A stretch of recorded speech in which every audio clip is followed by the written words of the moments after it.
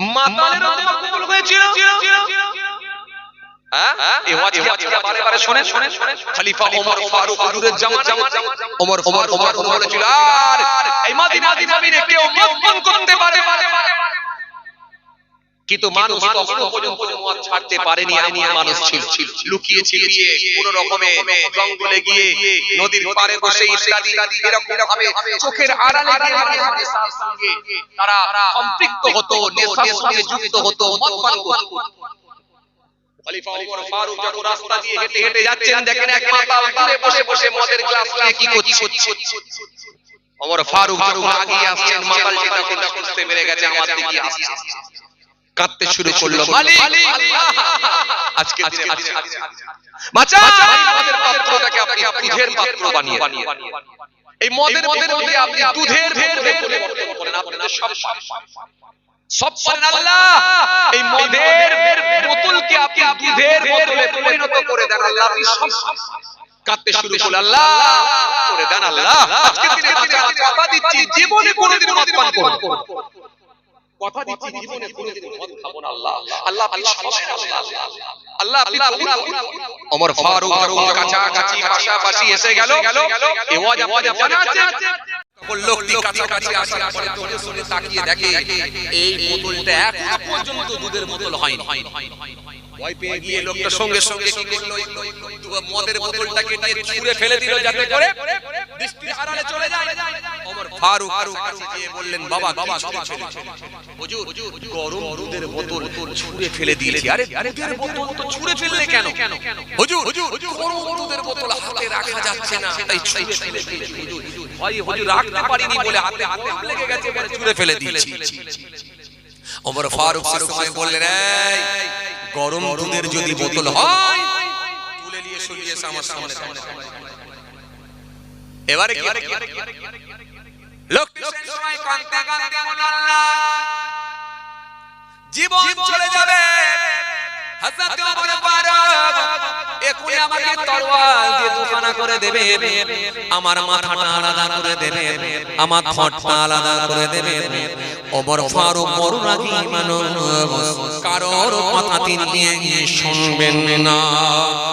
কাঁদতে কাঁদতে বলে, আজকের দিনে আপনি ওই মদের বোতলটা গরম দুধের বোতলে পরিবর্তন করুন, আর আপনার কাছে আমি ওয়াদা দিলাম, কথা দিলাম, জীবনে আর কোনোদিন মদ পান করব না, কেননা মৃত্যু একেবারে নিকটে, এবারে মৃত্যু হয়ে যাবে। মৃত্যুর ভয়তে লোকটা কান্না শুরু করে দিয়েছে। এত কান্না, এত কান্না, এত কান্না, আর বিভিন্ন রকমের ওসিলা দিয়ে আল্লাহ দরবারে দোয়া চায়। আমার আল্লাহ পাক আর সহ্য করতে পারলেন না। আমার আল্লাহর এত বড় মেহেরবান, দাতা, দয়ালু, দয়াময়, দয়ার সাগর, আমার আল্লাহ সহ্য করতে পারলেন না। ওই বোতলটি যখন ওই বোতলের সামনে গিয়ে পৌঁছালেন, কাঁদতে কাঁদতে তাকিয়ে দেখলেন গরম দুধের বোতল হয়েছে কিনা। এখন তো গরম দুধের বোতল হয় না, কাঁদছে ঝরঝর করে কাঁদছে। ওমর ফারুক বলেছে, এখনি নিয়ে এসো আমার কাছে দুধের বোতল, আমি দেখব। সুতরাং আর কোনো কথা চলবে না, চোখের সামনে পড়ে গেলে আমাকে তরোয়াল দিয়ে দুখানা করে দেবে। এত কান্না কাঁদে, এত কান্না কাঁদে, দুটো চোখ দিয়ে পানি ঝরে যায়। ও আমার আল্লাহ, ও আমার মালিক, আপনি নবীদের আল্লাহ, রাসূলদের আল্লাহ, পয়গম্বরদের আল্লাহ, সাহাবীদের আল্লাহ, আপনার ওলি বান্দাদের আল্লাহ, আর আমার মতো মাতালের তো দ্বিতীয় কোনো আল্লাহ না, আপনি তো আমার আল্লাহ। আল্লাহু আল্লাহু আহাদ, বলো সে আল্লাহ বলেন এক এবং একক, আল্লাহুস সামাদ, তিনি বেনিয়াজ কারো মুতাফিক নন, লাম ইয়ালিদ, তিনি কাউকে জন্ম দেন নাই, ওয়ালা ইউলাদ, তিনি কারো জন্মিত না, ওয়ালাম ইয়াকুল্লাহু কুফুয়ান আহাদ, আকাশ জমিনে আল্লাহর সমকক্ষ আর কিছুই নাই। সে আল্লাহ মায়া করে কাঁদতে লেগেছে, এত কান্না করে, এত কান্না করে, দুটো চোখ দিয়ে পানি ঝরে যায়, কিন্তু এখনো পর্যন্ত গরম দুধের বোতল হয় না, বরং ওই মদের বোতলটাকে হাতে করে তুলে নিয়ে যায় আর কাকুতি মিনতি করে আল্লাহ দরবারে কেঁদে দোয়া চায়। আর মাঝে মাঝে তাকিয়ে দেখে এটা দুধের বোতল হলো কিনা, না না না এখনো দুধের বোতল হয় না, এই গরম দুধের বোতল এখনো হয় না। সুতরাং এখন আমার জীবন চলে যাবে। ওই মদের বোতল খানা নিয়ে কাঁদতে কাঁদতে কাঁদতে মনে মনে ভাবলেন আমার ছাড়া কোনো উপায় নাই। হযরতে ওমর দেখবে আর এখানে তরোয়াল চালিয়ে দেবে, ওমর ফারুক কারো কথা শুনবে না, কোনো অজুহাত চলবে না। হযরত ফারুকের কাছে যখন পৌঁছে গেলেন, হযরত ওমর ফারুকের কাছে ওই মানুষটি পৌঁছে গেলেন, পৌঁছে গিয়ে ওই বোতলটা যখন একবার খালি ধরে রেখেছে, হযরত ওমর ফারুকের দিকে একবার হাত খানা বাড়িয়েছে, আল্লাহর কুদরতি ক্ষমতায় হযরত ওমর ফারুক যখন হাতে করে ধরলেন, ধরার সাথে সাথে দেখা যায় ওই মদের বোতলটা গরম দুধের বোতলে পরিণত হয়ে গেল। কথা বুঝতে পারছে? আল্লাহ সব পারে, সব পারে আমার আল্লাহ। এজন্য আপনি যদি আল্লাহর কাছে ঠিক ঠিক ভাবে চাইতে পারেন, নিশ্চিত ভাবে আল্লাহ আপনার জবানে দোয়া কবুল করবেন, এটা ওয়াদা দিয়েছেন, এটা ওয়াদা দিয়েছেন, এটা কথা দিয়েছেন। তবে কতগুলো শর্ত, এই শর্ত মেনে যদি আপনি আল্লাহর দরবারে চাইতে পারেন, নিশ্চিত ভাবে আশা করা যায় 100% আল্লাহ ইচ্ছা করলে আপনার জবানের দোয়াকে কবুল করে নেবেন। আল্লাহ ইচ্ছা এই শর্ত মেনে যদি দোয়া চাওয়া যায়, এজন্য শর্তগুলোর দিকে আমাদের একটু লক্ষ্য রাখা দরকার। এই শর্ত মেনে যদি আপনি দোয়া চাইতে পারেন, আশা করা যায় আল্লাহর দরবারে দোয়া কবুল হতে পারে। দোয়া কবুলের জন্য কতগুলো শর্ত কিতাবের মধ্যে পাওয়া গেছে, কিতাবের মধ্যে পাওয়া গেছে 7টা শর্ত। এক, গীবত মুক্ত হওয়া। দ্বিতীয় নম্বর, হারাম ভক্ষণকারী থেকে বেঁচে থাকা, যাতে হারামের সঙ্গে কোনো সম্পৃক্ত না হয়। এখন তো ম্যাক্সিমাম লোক, 100টা লোকের ভেতরে 80টা লোক হারামের সঙ্গে যুক্ত। কথা কথা বাড়িতে বন্ধু আছে, মহিলা সমিতি ঢুকে আছে, ওই লোন কিছু না কিছু ভেজাল টাজাল ঢুকে আছে কি না? ও কি দাড়িওয়ালা, কি দাড়ি কাটি, কি নামাজি, কি বেনামাজি, কথা তাও যদি না থাকে, বছরে 2-4 বার যদি বিয়ে বাড়ি পায়, তার ভিতরে যদি টপ র্যাঙ্কের সুখখোর যদি মেয়ের বিয়ে দেয়, ওই বিয়ে বাড়িটাও ছাড়ে না, খাওয়াটা ভালো হয়। আসরের নামাজ পড়ে জিজ্ঞাসা করছে এক চাচা আর এক চাচাকে, কিন্তু অমুকে যে দাওয়াত দিল মেয়ের বিয়ে, কি করবে? বলে কি করি বলো দেখি। বলে হারাম খায়, যদিও জানি সুদ খায়, কিন্তু কি করবে বলো দেখিনি, দাওয়াতটাও তো করেছে বড় আশা করে। আবার যদি না যায় তাহলে তো আবার মনোমালিন্য হবে, রাগারাগি হবে, কি করি বলো দেখি। চলো যা হয় হবে, আল্লাহর কাছে না চাই চেয়ে নেব, শুনেছি তওবাকারীকে আল্লাহ ভালোবাসেন, পরে এসে না হয় তওবা করে নিয়ে যাবে, চলো খেয়ে আসি। দুই চাচা যুক্তি করে চলে ওই বলে লা ইয়াদখুলুল জান্নাতা লাহাবুন নাবাতা মিনাশ শুতি ওয়া কুল্লু লাহবিন নাবাতা মিনাশ শুতি কানাতিন নারু আওলা বিহি। জেনে শুনে যদি এক জাররা পরিমাণ হারাম খাদ্য ভিতরে ঢুকে যায়, নবী বলেছেন যদি জেনে বুঝে হারাম খাদ্য ভিতরে চলে যায়, ওই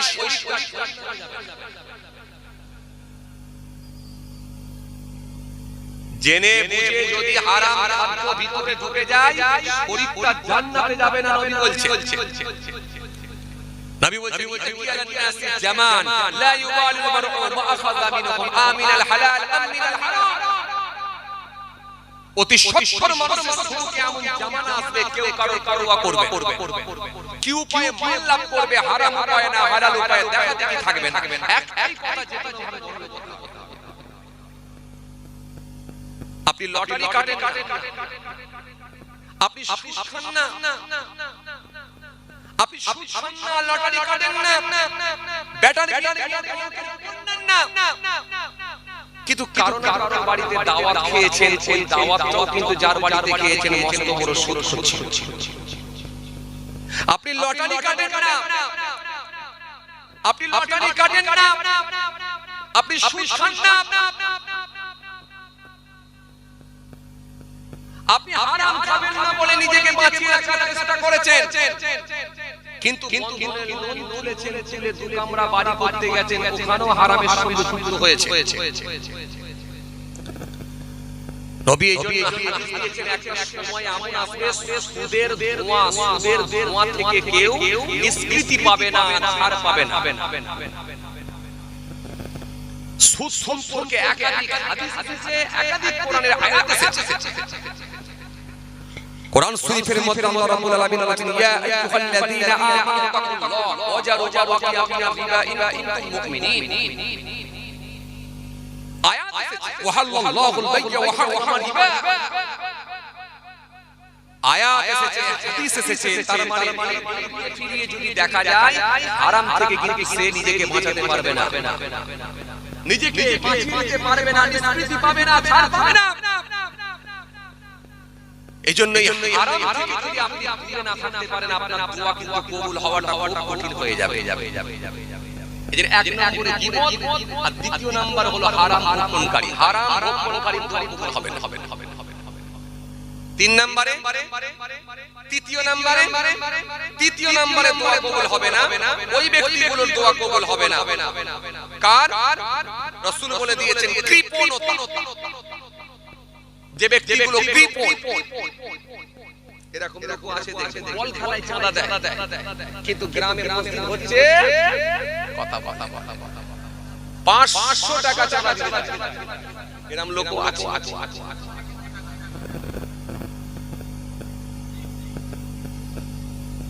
শুনছেন? থাক, আবার নাম বলে ফেললে আরো গোলমাল হবে।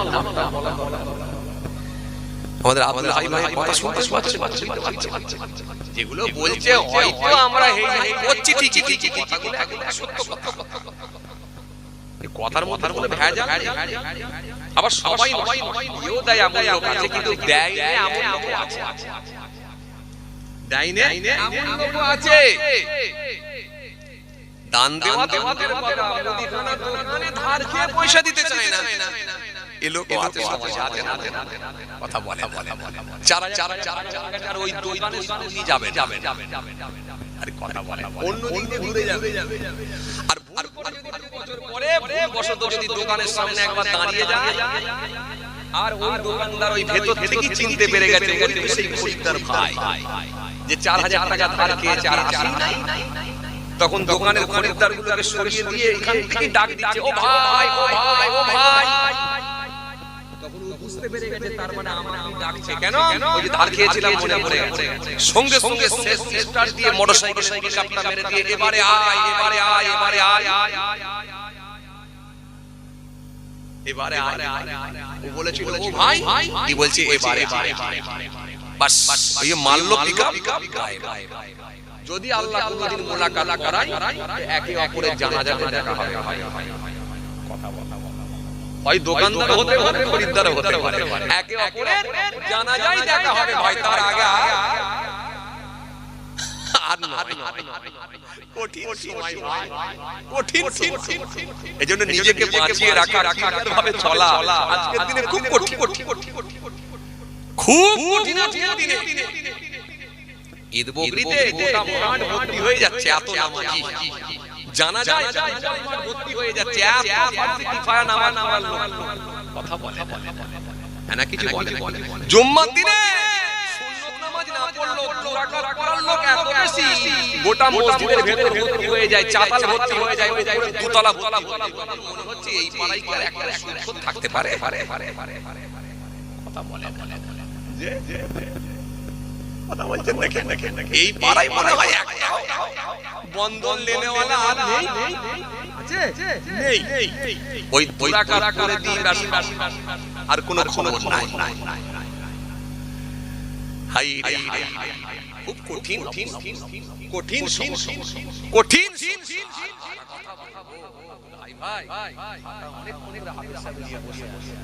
আমারই তাই চিন্তা লেগে গেছে, মনে হচ্ছে আওয়াজ মনে বেড়ে যাচ্ছে।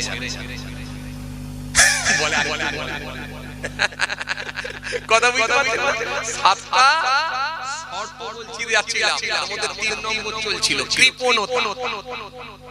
কোরআন শরীফের মধ্যে আল্লাহ বলেছেন, আরাইতাল্লাযী ইয়াকাযযিবু বিদ্দীন ফাযালিকাল লাযী ইয়াদুল ইয়াতীম ওয়া লা ইয়াহুদ্দু আলা তাআমিল মিসকিন ফাওয়াইলুল লিল মুসাল্লিন আল্লাযীনা হুম আন সালাতিহিম সাহুন আল্লাযীনা হুম ইরাউনা ওয়া ইয়ামনাউনাল মাউন। সহজ ব্যাপার নয় গো ভাই, দোয়া কবুল হওয়া মানে বললি নয়। তাহলে তো কবে থেকে দোয়া চাইছে? সেই নোটবন্দির আগে থেকে আল্লাহ যা দিচ্ছে, যা দোয়া চাইছে, কবে মরে যাওয়ার কথা। এই কথা বলছেন না কেন? বুঝতে পারেন না? আমি তো সব কথা নাম বলিনি মাইকে, এনে মিডিয়া হচ্ছে না, বুঝতে পারছেন না? মিডিয়া হচ্ছে তো সব নাম তো বলতে পারিনি। দোয়া কি চাওয়ার লোক কম? দোয়া চাওয়া কম নয়, দোয়া তো চাইছে, আল্লাহর দরবারে হচ্ছে না, তবে হবে ইনশাআল্লাহ। ভালো লোক আছে, নিশ্চয়ই আছে, কিয়ামত যখন হয়নি, পৃথিবী যখন টিকে আছে কিন্তু ওই ভালো লোকগুলো হয়তো তারা আল্লাহর উপর তাওয়াক্কুল বেশি করে বলে দুনিয়াকে তারা বিশ্বাস দিয়ে দিয়েছে, এই দুনিয়াকে তারা ডিভোর্স দিয়ে দিয়েছে, দুনিয়ার পরোয়া তারা করে। কিন্তু দোয়া চাইবেন যখন আল্লাহ ওয়ালা লোক কবুল হবে। তাহলে 3 নম্বরে কি ছিল? কথা বলা। কি ছিল? কি শর্ত ছিল 3 নম্বরে? ভুলে গেছে। 3 নম্বরে কি ছিল? 3 নম্বরে কি ছিল বলেন?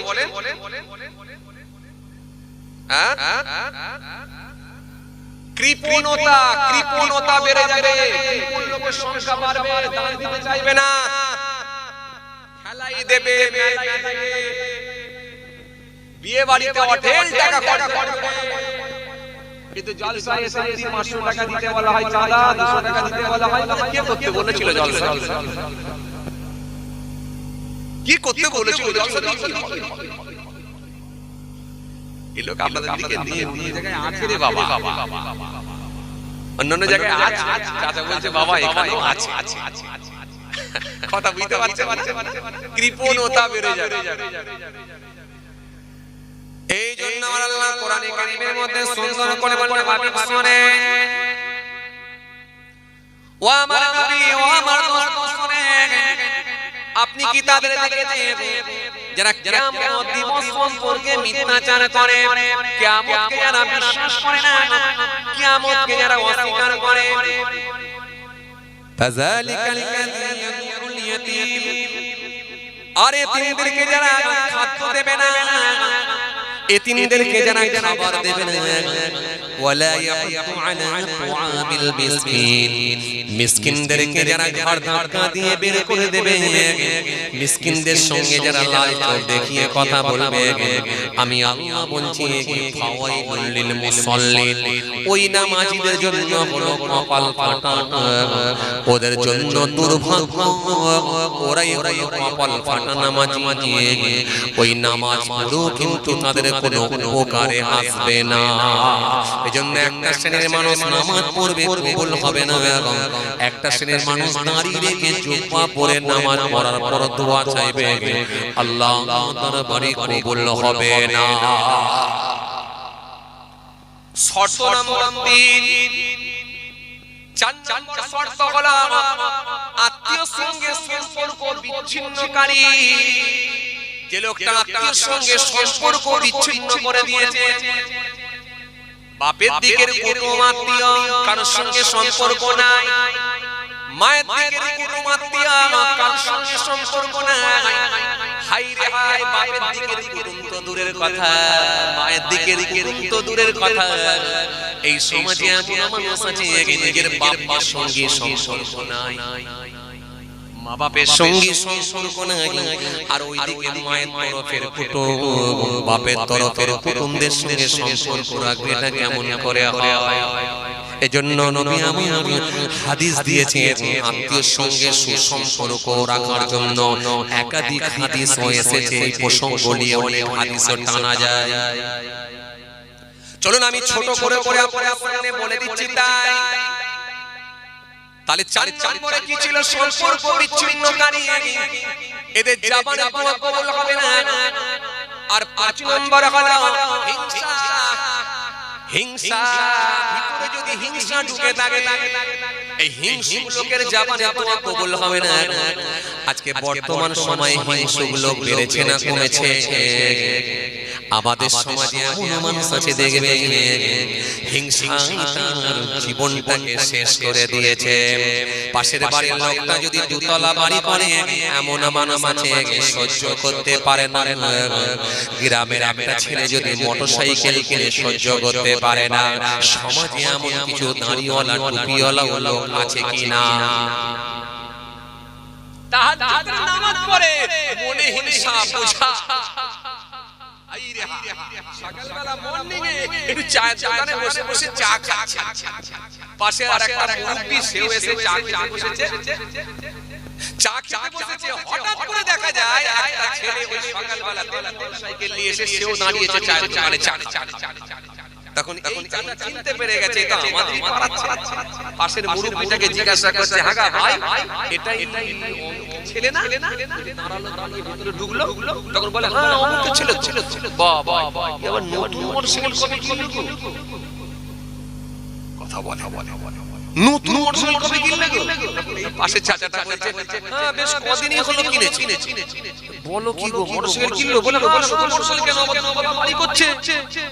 শিখি বাড়ি, মাথা খারাপ, দুতলা বাড়ি, হ্যাঁ তুমি জানোনি নাকি? আমি তো জানি না। তো হয়ে গেল, ঢালাই কদিন পরে হবে।